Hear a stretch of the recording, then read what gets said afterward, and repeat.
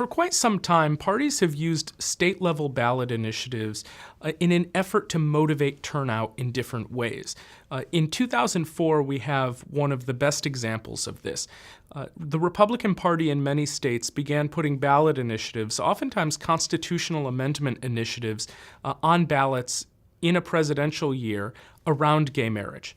Gay marriage was a controversial issue in 2004, but it was one that motivated Republican voters to come out to the polls.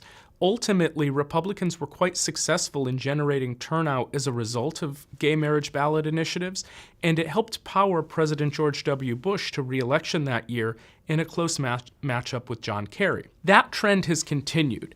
Democrats and Republicans alike have put ballot initiatives on in election years for a variety of topics, including minimum wage, gun rights, etc. This year, there are a large number of ballot initiatives on the ballot involving things like transportation and taxes, but a few of them are more controversial, and nowhere is this more obvious than the state of North Dakota. North Dakota isn't necessarily seen as the political center of the United States, but when it comes to ballot initiatives this year, there are two initiatives that are key. The first involves the full-scale legalization of cannabis for adults to use. That is an effort by Democrats and other liberals in the state to motivate the turnout of young people and self-described liberals to help Heidi Heitkamp, the incumbent Democratic senator from that state, win re-election. To combat that, however, Republicans have put a different ballot initiative on, which would make it illegal, or it would at least reiterate that it is illegal, for non-citizens to vote in North Dakota elections. This is already a violation of the law in North Dakota.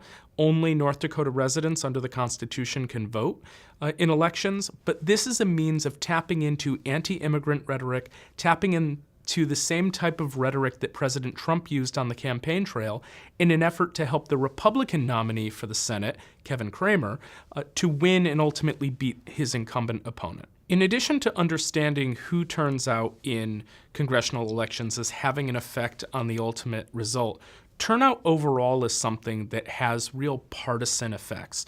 The more people who turn out in elections tends to help Democrats win, particularly because those individuals who are less likely to turn out tend to be younger voters, and they tend to be poorer voters, voters who oftentimes vote Democratic. The complement of that is that when fewer people turn out, it tends to help Republicans, oftentimes because the most ardent, most frequent voters tend to be older voters, and they tend to be conservative ones, which of course helps Republicans. This year, there have been efforts in both directions, some efforts to restrict voting and some efforts to expand voting. For example, increasing the requirements necessary to cast votes, to get a voter ID card. Make it more difficult for individuals to vote. It makes it harder for college students to vote, poorer people, and people of color to have access to the polls. Voter registration or voter list purging is happening in states like Georgia. And the closure of voting precincts in predominantly black precincts in Georgia are also efforts to reduce the vote, but also to reduce the Democratic vote. Those efforts could hurt Democrats in the fall. Alternatively, there are significant grassroots efforts to get more young people and more liberal voters, more people of color registered to vote, motivated about the election in the hopes that ultimately they will cast ballots.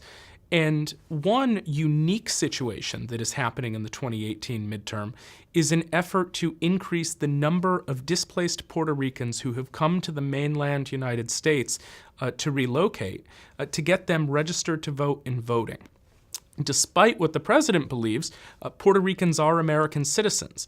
While they are not allowed to cast meaningful ballots when they live in Puerto Rico, if they relocate to the mainland United States and have an address in a state like Florida, for instance, which has taken a significant number of Puerto Ricans who have been displaced by last year's hurricanes, those individuals can vote in elections, and we know that Puerto Ricans tend to vote Democratic. And so registration drives in places like New York and Florida, which have taken a significant number of storm-displaced individuals, could not just affect the number of voters who are voting in elections in those states, but who they are voting for in a way that significantly benefits Democrats.